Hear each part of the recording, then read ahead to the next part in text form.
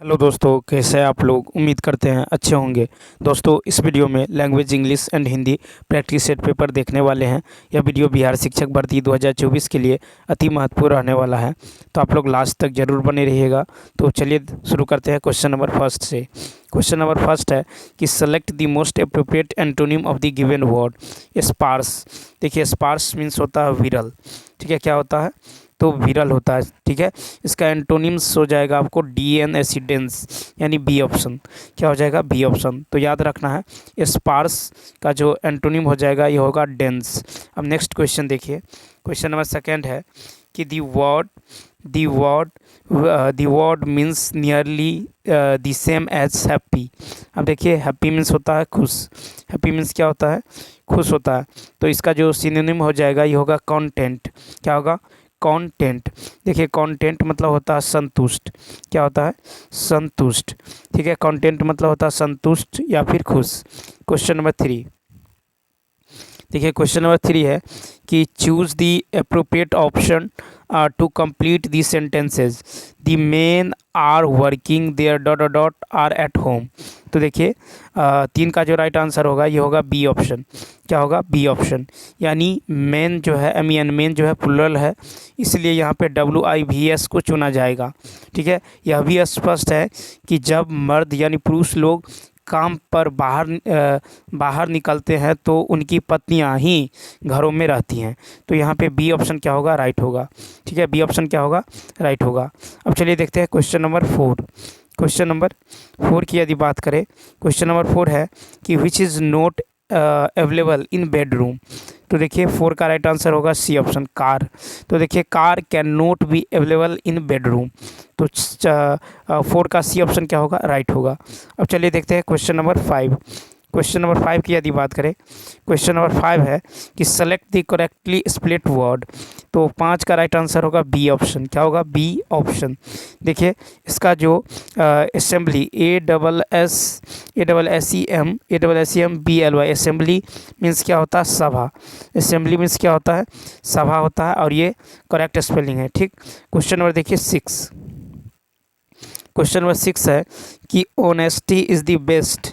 तो honesty is the best policy, यानी इसका जो राइट आंसर होगा ये होगा ए ऑप्शन। क्या होगा? A option.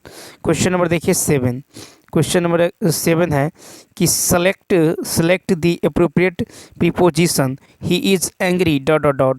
तो देखिए, सेवन का राइट आंसर होगा ए ऑप्शन। क्या होगा? He is angry with a person. ठीक है, तो यहाँ पे जो है विद क्या होगा? राइट आंसर होगा, यानी सेवन का A option, angry with a person. Question number देखिए एट। क्वेश्चन नंबर एट की यदि बात करें तो देखिए, क्वेश्चन नंबर एट है कि फिल इन दी ब्लैंक्स। क्या है? Fill in the blanks this is dot dot dot umbrella. तो एट का राइट आंसर होगा बी ऑप्शन। क्या होगा? This is an umbrella. क्या होगा? This is an umbrella. यहाँ पे बी ऑप्शन क्या होगा? राइट होगा। अब देखिए क्वेश्चन नंबर नाइन, यहाँ से हिंदी शुरू होता है। नाइन है कि इनमें से तीक्ष्ण शब्द का विलोम कौन सा है। तो नाइन का होगा सी ऑप्शन। क्या है? मंद। तीक्ष्ण का विलोम क्या है? मंद है। तो देखिए, तीक्ष्ण शब्द का विलोम शब्द मंद है। प्रखर का भी विलोम शब्द मंद है।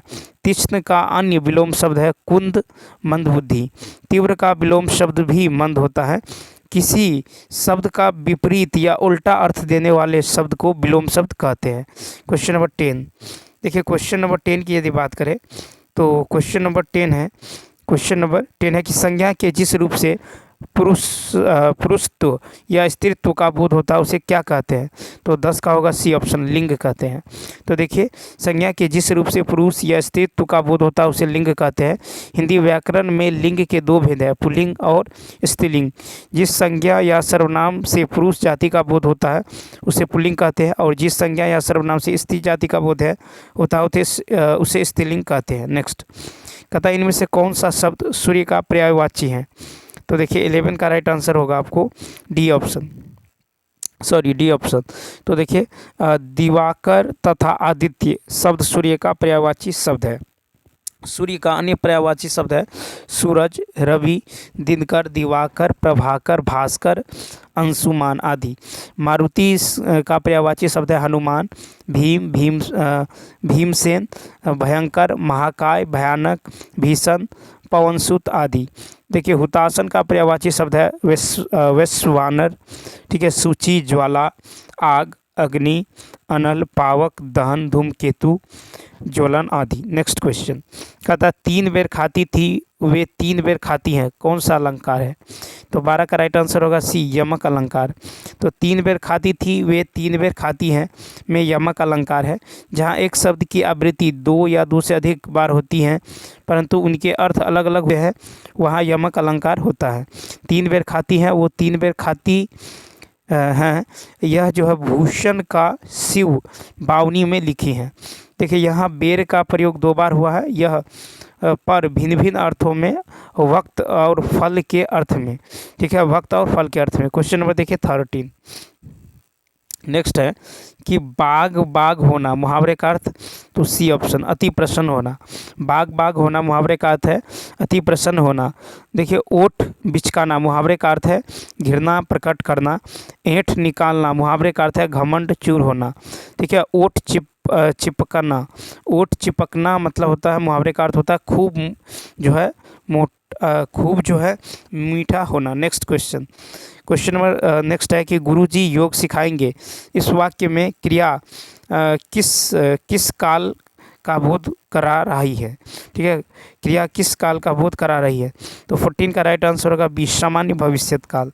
तो देखिए गुरुजी योग सिखाएंगे, इस वाक्य में क्रिया सामान्य भविष्यत काल का बोध करा रही है। क्रिया के जिस रूप से, क्रिया के सामान्य रूप से भविष्य में होने का पता चले उसे भविष्यत काल कहते हैं। भविष्यत काल के 3 भेद हैं, सामान्य भविष्यत काल, संभाव्य भविष्य काल, हेतु मध्य भविष्य काल। क्वेश्चन नंबर देखिए 15। क्वेश्चन नंबर 15 है कि इनमें से पुल्लिंग शब्द कौन सा है? तो 15 का होगा सी ऑप्शन, कोश। तो देखिए कोश शब्द जो है पुल्लिंग है। निम्न पुल्लिंग शब्द होते हैं धातु, अन्न, माह, दिवस, तारे, ग्रह, रत्न, देश, शहर, पहाड़, वृक्ष आदि का नाम। अपवाद में पृथ्वी, चांदी, मूंग, अरहर दाल, इमली, काशी, मथुरा, अयोध्या आदि स्त्रीलिंग शब्द है। स्त्रीलिंग शब्द होते हैं नदियों के नाम, तिथियों के नाम आदि। अपवाद में सिंधु, ब्रह्मपुत्र और सोन नदियाँ पुल्लिंग हैं। क्वेश्चन नंबर 16, धुआं सा मुंह होना मुहावरे का अर्थ, तो बी ऑप्शन क्या है, लज्जित होना। धुआं सा मुंह होना मुहावरे का अर्थ है लज्जित होना। धूल फांकना मुहावरे का अर्थ है मारे मारे फिरना। धून सवार होना मुहावरे का अर्थ है किसी बात के पीछे पड़ना। ठीक है, उसके बाद है धता बताना मुहावरे का अर्थ है चालाकी से टाल देना। धूर्ती ढीली होना मुहावरे का अर्थ है घबरा जाना।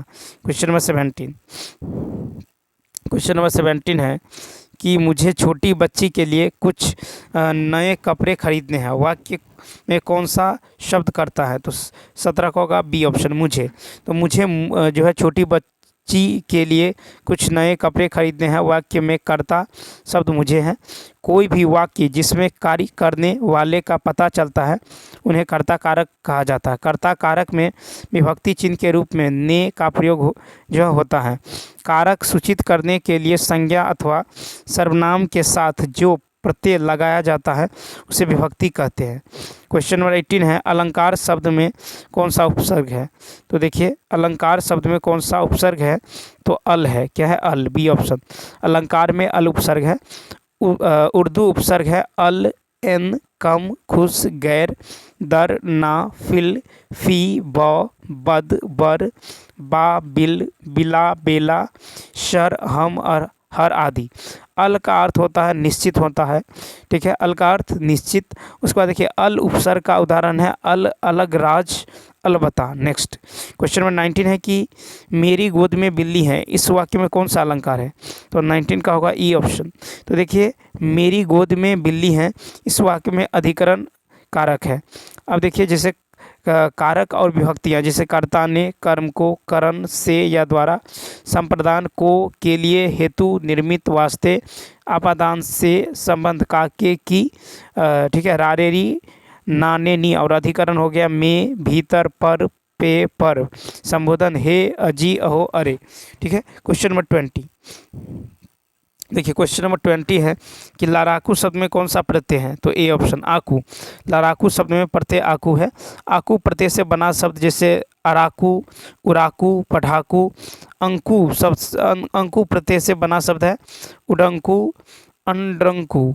ठीक है। आक प्रत्यय से बना शब्द है पैराक, तैराक। ठीक है। वैया प्रत्यय से बना शब्द है गवैया, बीरैया, गवैया, खीरैया। नेक्स्ट कहता है अर्ध विराम चिन्ह कौन सा है? तो इसका राइट आंसर होगा ए ऑप्शन। ठीक है। अर्ध विराम चिन्ह जो है इस तरह से होता है। ठीक। उसके बाद देखिए अवतरण चिन्ह, अवतरण जो होता है इस तरह से होता है अवतरण चिन्ह। ठीक है। अवतरण चिन्ह जो है, अवतरण चिन्ह देखिए, अवतरण चिन्ह जो है इस तरह से। ठीक है। अवतरण चिन्ह होता है। उसके बाद है जो है उपविराम, उपविराम जो होता है इस तरह होता है। ठीक है। उपविराम। और अल्प विराम जो होता है ये आपको इस तरह से होता है अल्प विराम। ठीक है। उसके बाद देखिए क्वेश्चन नंबर 22। क्वेश्चन नंबर 22 है कि मनोदशा का सही संधि विच्छेद कौन सा है? तो बी ऑप्शन मनः जोर दशा। मनोदशा का सही संधि विच्छेद होगा मनः जोर दशा। दुर्दशा, दुर्दशा का संधि विच्छेद होगा दुह जोर दशा। निह जोर निहसार का होगा निह जोर सार। और निष्कपट का होगा निह जोर कपट। क्वेश्चन नंबर देखिए 23 है कि मैं आपके विचार से अंशतः सहमत हूँ। इस वाक्य में कौन सा प्रकार जो है के क्रिया विशेषण का प्रयोग हुआ है? तो क्वेश्चन नंबर 23 का जो राइट आंसर होगा ये हो जाएगा बी ऑप्शन परिमाणवाचक। तो मैं आपके विचार से अंशतः सहमत हूँ। इस वाक्य में परिमाणवाचक भी क्रिया विशेषण का प्रयोग हुआ है। परिमाणवाचक क्रिया विशेषण से परिमाण का बोध होता है। परिमाणवाचक क्रिया विशेषण का उदाहरण है ठीक, बराबर, इतना, कम, एक एक करके, कुछ, लगभग, बहुत। क्वेश्चन नंबर नेक्स्ट देखिए क्वेश्चन नंबर 24 है कि बुढ़िया धीरे धीरे चबा रही है। इस वाक्य में धीरे धीरे किस प्रकार का क्रिया विशेषण है? 24 का होगा ए ऑप्शन रीतिवाचक क्रिया विशेषण। तो बुढ़िया धीरे धीरे चबा रही है, इस वाक्य में धीरे धीरे रीतिवाचक क्रिया विशेषण है। रीतिवाचक क्रिया विशेषण से रीति का बोध होता है। रीतिवाचक क्रिया विशेषण का 7 उपभेद है, जैसे कारण बोधक, निषेध बोधक, स्वीकार बोधक, प्रकार बोधक, निश्चय बोधक, अनिश्चय बोधक और प्रश्न बोधक, प्रश्नवाचक। क्वेश्चन नंबर 25 श्रृंगार शब्द का तद्भव रूप कौन सा है? तो 25 का होगा ए ऑप्शन। देखिए श्रृंगार शब्द का जो तद्भव रूप है ये श्रृंगार है। श्रृंगार तत्सम शब्द है।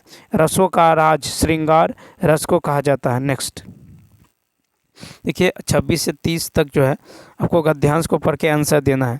तो चलिए पहले गद्यांश पढ़ लेते हैं। कहता मोबाइल फ़ोन के एक ही नहीं अनेक लाभ हैं। मोबाइल फ़ोन से प्रयोग से निजी जिंदगियों के साथ साथ व्यापार के क्षेत्र में भी व्यापक जो है वृद्धि हुई है। आप अपने मोबाइल फ़ोन के माध्यम से कहीं भी रहकर अपने कार्यों को पूरा कर सकते हैं। इसे हर समय अपने साथ रख पाने के कारण आप हर समय लोगों के संपर्क में रहते हैं। मोबाइल फ़ोन के अनेक लाभों के साथ कुछ हानियाँ भी हैं। ठीक है। जहाँ यह सुखद है वहीं दुखद भी है। जैसे आप कभी सो रहे हैं या खाना खा रहे हैं, उसी समय फ़ोन आ जाए तो काफ़ी बुरा लगता है। आप ड्राइविंग कर रहे हैं और फ़ोन आ जाए तो काफ़ी परेशानी होती है।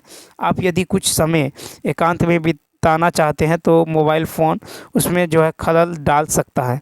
कई बार तो आप बहुत व्यस्त होते हैं, मोबाइल फ़ोन के कारण व्यवधान पड़ जाता है। अर्थात मोबाइल फ़ोन का हर वक्त साथ रहना जहाँ लाभकारी है वहीं परेशानियों का कारण भी बन जाता है। लेकिन हर सिक्के के 2 पहलू होते हैं। अगर हमें मोबाइल फ़ोन से लाभ उठाने हैं तो कुछ परेशानियों को भी उठानी पड़ेगी। वैसे मोबाइल फ़ोन के प्रयोग से हमें लाभ ही अधिक है। बस हमें इसके प्रयोग में कुछ सावधानियां अवश्य बरतनी चाहिए। अब देखिए क्वेश्चन 26 है कि कार्य के संपादन में मोबाइल फ़ोन भी उपयोगिता है।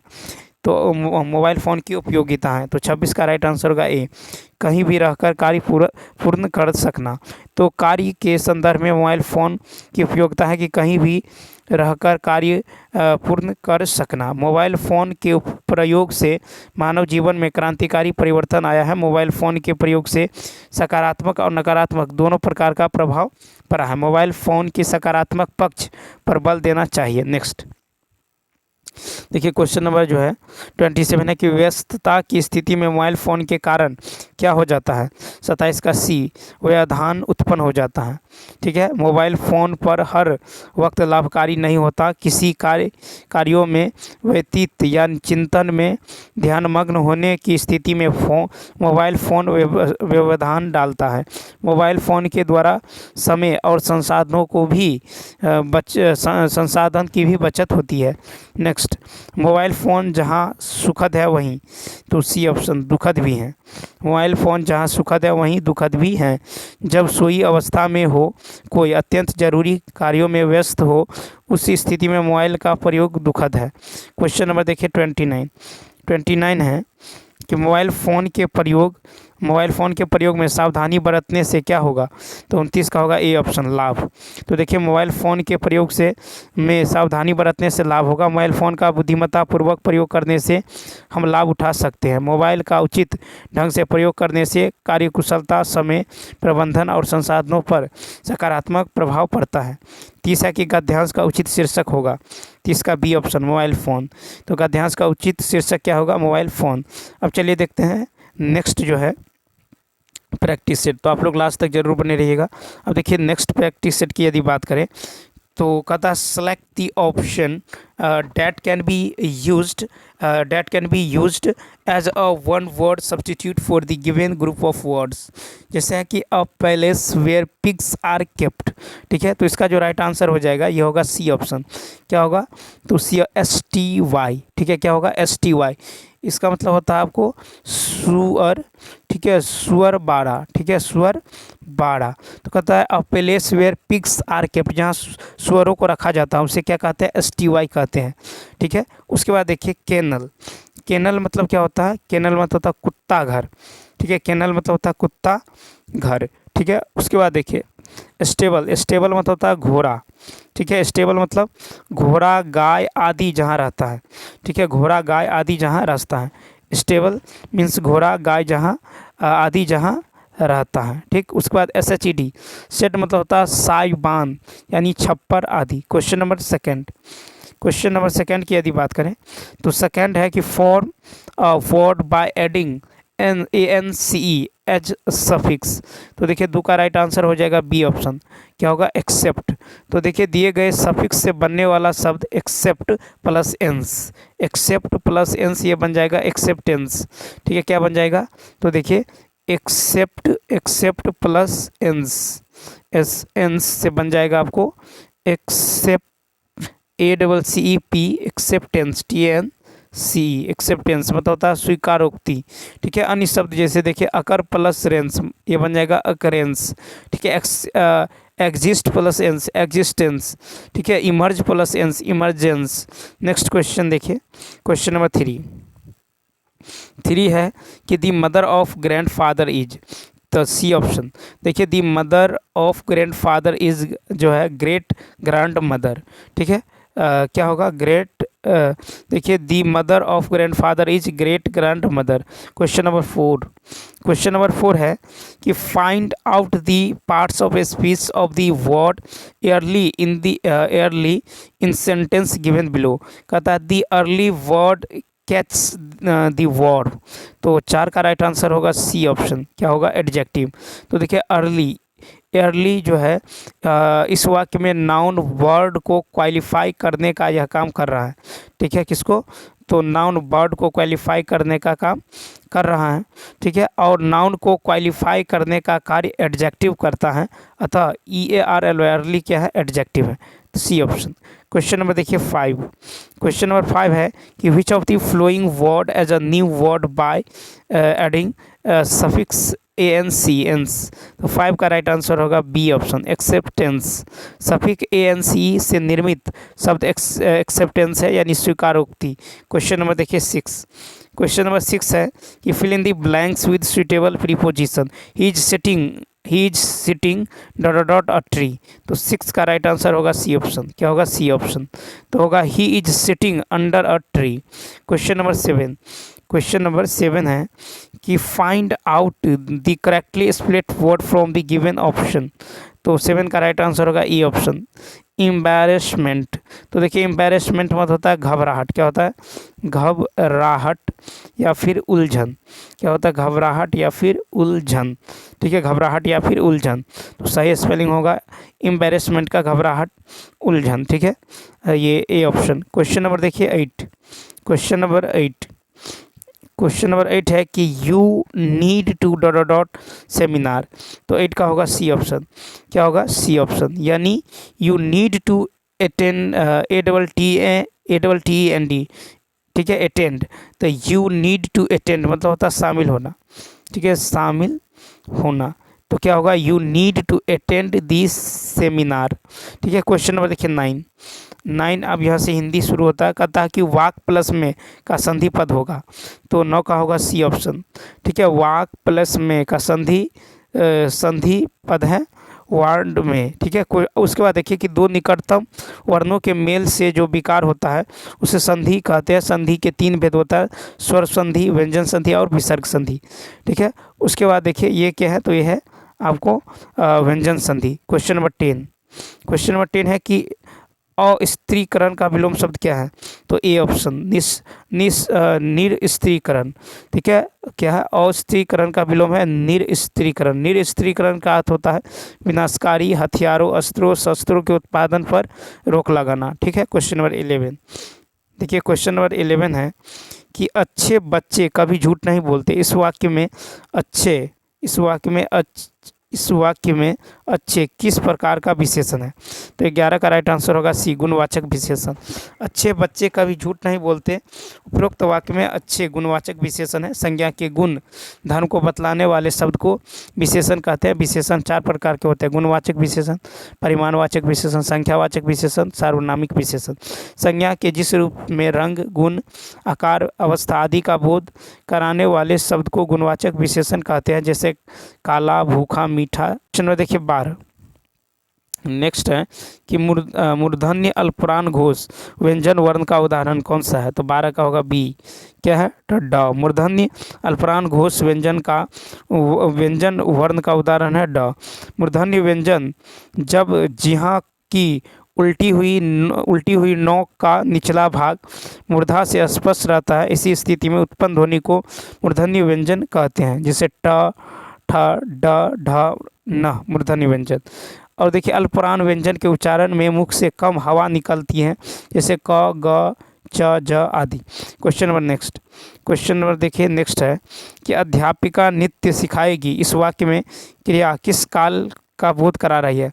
13 का ए ऑप्शन, सामान्य भविष्यत काल। अध्यापिका नृत्य सिखाएगी, उपरोक्त वाक्य में जो है क्रिया सामान्य भविष्यत काल का बोध करा रही है। ठीक है, काल के 3 भेद होते हैं: भूतकाल, आसन्न भूतकाल, अपूर्ण भूतकाल। ठीक है, उसके बाद देखिए कि भूतकाल की यदि बात करें, उसके बाद है पूर्ण भूतकाल, संदिग्ध भूतकाल, हेतु मध्य भूतकाल। क्वेश्चन उसके बाद देखिए वर्तमान काल की यदि बात करें तो सामान्य वर्तमान काल, संदिग्ध वर्तमान काल, अपूर्ण वर्तमान काल, पूर्ण वर्तमान काल, और क्या होता है? संभाव्य वर्तमान काल। भविष्यत काल भी होता है आपको, सामान्य भविष्यत काल, संभाव्य भविष्यत काल, हेतु मध्य भविष्यत काल। ठीक है, तो काल होते हैं 3: भूतकाल, भविष्यत काल, वर्तमान काल। क्वेश्चन नंबर देखिए 14 है कि मथुरा किस राज्य में है और यह जो है किस प्रकार का वाक्य है? तो 14 का राइट आंसर हो जाएगा आपको बी ऑप्शन, प्रश्नवाचक वाक्य। तो मथुरा किस राज्य में है? उपरोक्त वाक्य प्रश्नवाचक वाक्य का प्रकार है। नेक्स्ट, कौन सा शब्द हनुमान का पर्यायवाची नहीं है? तो 15 का होगा बी ऑप्शन, आग्नेय। तो हनुमान का पर्यायवाची आग्नेय नहीं है। हनुमान का पर्यायवाची है महावीर, हरीश, मारुति, पवनसुत, मारुति नंदन, बजरंग। नेक्स्ट क्वेश्चन नंबर देखिए 16, कहता है अत्युक्ति शब्द में कौन सा उपसर्ग है? तो 16 का होगा बी, अति। तो अत्युक्ति शब्द में जो है उपसर्ग जो है ये अति है। ठीक है, उसके बाद देखिए अति प्लस उक्ति, ये होता अत्युक्ति। अत्युक्ति में यन संधि है। क्वेश्चन नंबर 17, कृपया मेरी थोड़ी सी मदद करो। इस वाक्य में थोड़ी सी प्रकार का क्रिया विशेषण। 17 का ए, परिमाणवाचक क्रिया विशेषण। कृपया मेरी थोड़ी सी मदद करो, उपरोक्त वाक्य में थोड़ी सी क्या है? थोड़ी सी में परिमाणवाचक क्रिया विशेषण है। नेक्स्ट क्वेश्चन नंबर 18, देखिए क्वेश्चन नंबर 18 है कि राष्ट्रीय शब्द में कौन सा प्रत्यय है? 18 का सी दीर्घ ई है। ठीक है, राष्ट्रीय शब्द में कौन सा प्रत्यय है? दीर्घ ई है। राष्ट्रीय मतलब होता है राष्ट्र प्लस दीर्घ ई है। ठीक है, प्रत्यय किसी भी सार्थक मूल शब्द के पश्चात जोड़े जाने वाले वे अविकारी शब्दांश है जो शब्द के अंत में जुड़कर उसके अर्थ में या भाव में परिवर्तन कर देते हैं। ठीक है, जैसे अच्छा प्लस ई अच्छाई। क्वेश्चन नंबर 19, अल्प का विलोम शब्द क्या है? तो अल्प का विलोम शब्द होगा आपको ई ऑप्शन। क्या है? E option. तो देखिए अल्प का विलोम शब्द है अति। अल्प का अर्थ होता है कम, छोटा, तुच्छ आदि।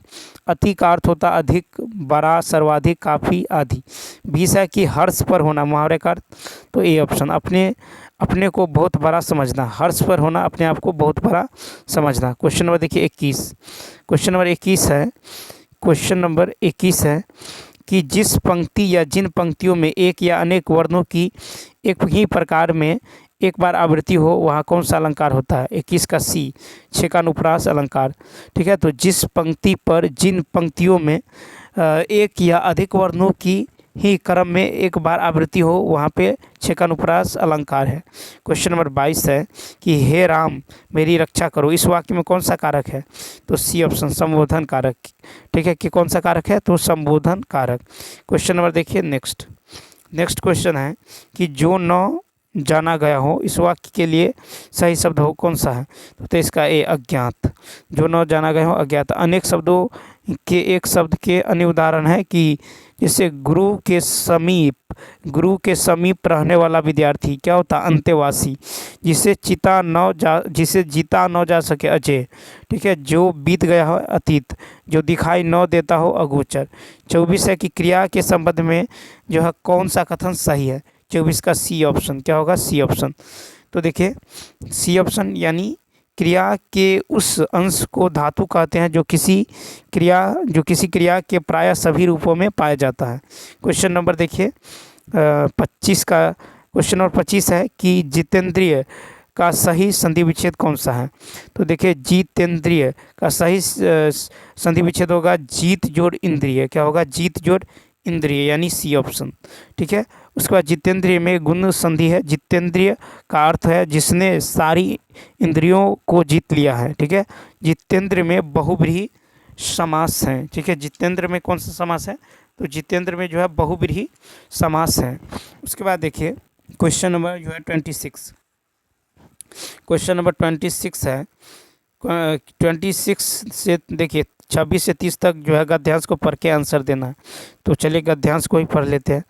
कहता है कि कविता के मर्मज्ञ और जो है रसिक स्वयं कवि के अधिक महान होते हैं। संगीत के पागल ही स्वयं संगीतकार से अधिक संगीत का रसास्वादन करते हैं। जहाँ पूज्य नहीं है पुजारी ही श्रेष्ठ हैं। ठीक है, जहाँ सम्मान पाने वाले नहीं सम्मान देने वाले महान। स्वयं पुष्प में कुछ भी नहीं। पुष्प का सौंदर्य।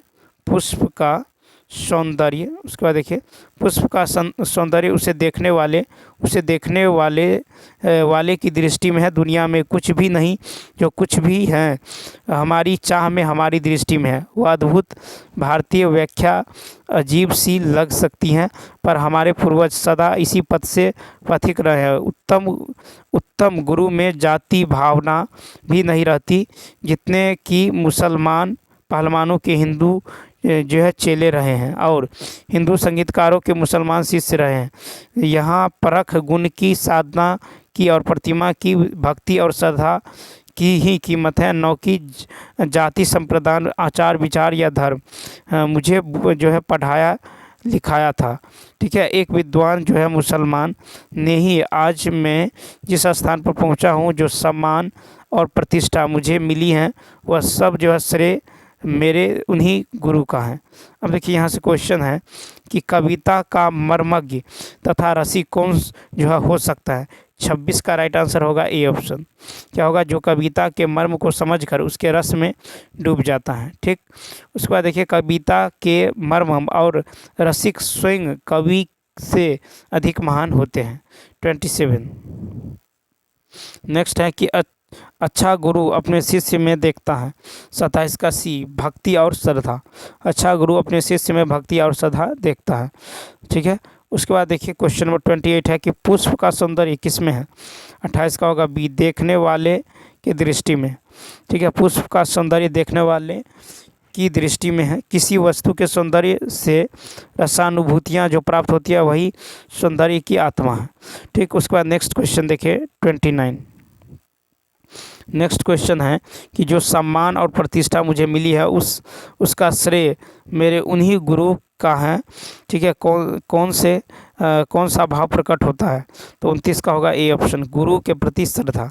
गुरु के प्रति श्रद्धा, श्रद्धा भाव असीम आस्था को दर्शाता। श्रद्धा के भाव में जो है अडिग अवस्था होता है। क्वेश्चन नंबर 30 है कि पथ शब्द का जो है उचित समानार्थी शब्द है। तो 30 का होगा ए, मार्ग। तो देखिए पथ शब्द का उचित समानार्थी शब्द क्या है, मार्ग है। मार्ग का अन्य समानार्थी शब्द जो है ये है रास्ता, सड़क, डगर, राह आदि। ठीक है, यात्री का पर्यायवाची है बटोही, पथिक, मुसाफिर। ठीक है, राज, मुसाफिर, राहगीर। ठीक है, उसके बाद है राही आदि। भोजन का समानार्थी शब्द है खाना, भोज्य सामग्री, खाद्यान्न, वस्तु, आहार आदि। तो चलिए दोस्तों, इस वीडियो में इतना ही। यदि यह वीडियो अच्छा लगा हो तो लाइक, शेयर और सब्सक्राइब करना ना भूलें। साथ ही साथ कमेंट करके बताएं यह वीडियो आपको कैसा लगा। तो चलिए मिलते हैं नेक्स्ट वीडियो में। Thanks for watching.